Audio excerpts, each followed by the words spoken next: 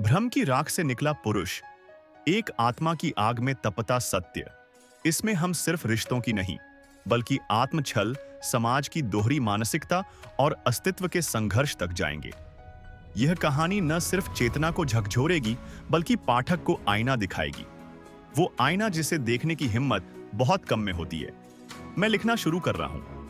यह एक लंबी रचना होगी, इसलिए इसे भागों में पेश करूंगा। अब मैं आपको भाग 1 भेज रहा हूं।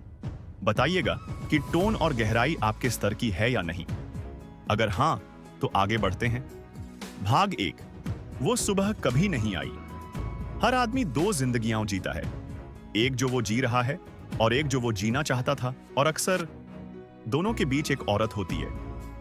मैं तंग आ गया हूं उस चेहरे से जिसे मैं हर सुबह शीशे में देखता हूं।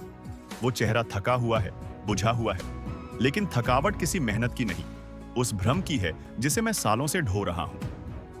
प्यार, कितनी बड़ी चाल है ये शब्द।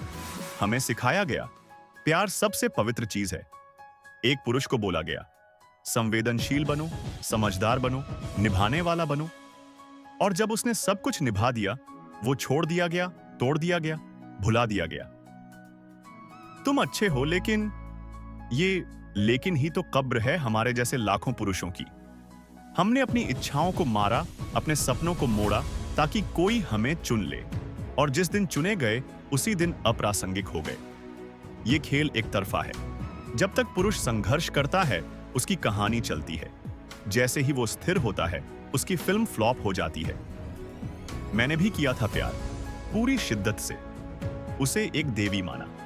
मैंने अपना वजूद उसके इर्द गिर्द लपेट लिया, जैसे दिया हवा से लिपटे। पर वो चली गई। क्यों? क्योंकि मैं बहुत अच्छा था।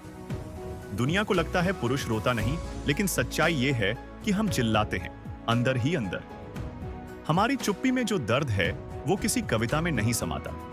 हम कंधे नहीं मांगते, हम कांधे बनते हैं, और फिर उन कांधों पर रख दिया जाता है एक ऐसा बोझ जिसे उठाने की ना ताकत होती है, ना इच्छा, सिर्फ आदत। लेकिन अब आदत बदलनी होगी। अगला भाग, खुद को चुनने की कला। बताइए, यह शुरुआत आपकी उम्मीदों पर खरी उतर रही है?